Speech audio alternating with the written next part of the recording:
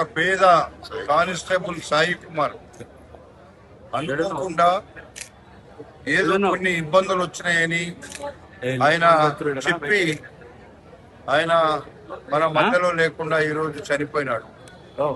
అలాంటి వ్యక్తి నా నియోజకవర్గం, నాకు ఇక్కడ కానిస్టేబుల్ కావచ్చు, కానీ అక్కడ ఆ కుటుంబం జనార్దన్ అండ్ చాలా మంది వాళ్ళందరూ వాళ్ళ కుటుంబం అంతా కూడా రోజు నాతో ఉంటారు.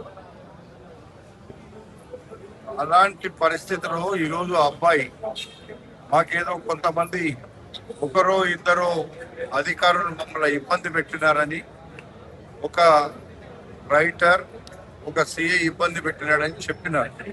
ఇప్పుడు వాళ్ళ తమ్ముడు కూడా వాళ్ళ అన్న కూడా కానిస్టేబుల్.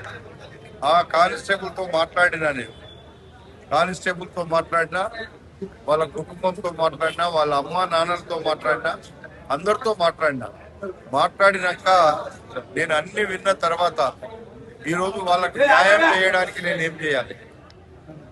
ఆ పేద కుటుంబాన్ని ఆదుకోవడానికి చాలా మంది రకరకాలుగా అన్ని పార్టీల కూడా వచ్చినారు.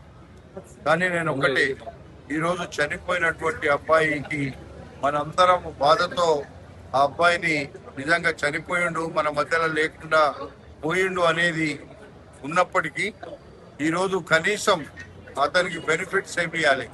ప్రభుత్వ పక్షాన కేవలం వాళ్ళు 22 లక్షలు మాత్రమే ప్రభుత్వ పక్షాన వస్తాయి అనేటువంటి మాట చెప్పినప్పుడు నేను ముఖ్యమంత్రి గారితో మాట్లాడినా, నేను వాళ్ళ పై అధికారులతో కూడా మాట్లాడినా, కమిషనర్ గారుతో మాట్లాడినా, అందరితో మాట్లాడినాక ఆ కుటుంబానికి న్యాయం చేయాలి అని, ఉద్యోగాలు ఇవ్వడానికి వీలు లేదు అంటే తప్పకుండా వాళ్ళ కుటుంబంలో ఒక ఉద్యోగం ఇచ్చేటువంటి కార్యక్రమాన్ని వాళ్ళను ఒప్పించి ఈరోజు మేము ముందుకు వచ్చి చెప్తున్నాం.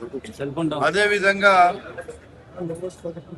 22 లక్షల రూపాయలు వాళ్ళకి ఇచ్చేటువంటి కార్యక్రమం అధికారికంగానే అవి వస్తున్నాయి. అదేవిధంగా వాళ్ళకు నా పక్షాన వెంటనే ఒక ఇందిరమ్మ ఇల్లు కూడా వాళ్ళకి ఇస్తామన్నాం. వాళ్ళ తండ్రికి నెల ఆయన బతుకున్నన్ని రోజులు తండ్రికి పింఛన్ ఇచ్చేటువంటి కార్యక్రమాన్ని కూడా ఈరోజు చెప్పినాం.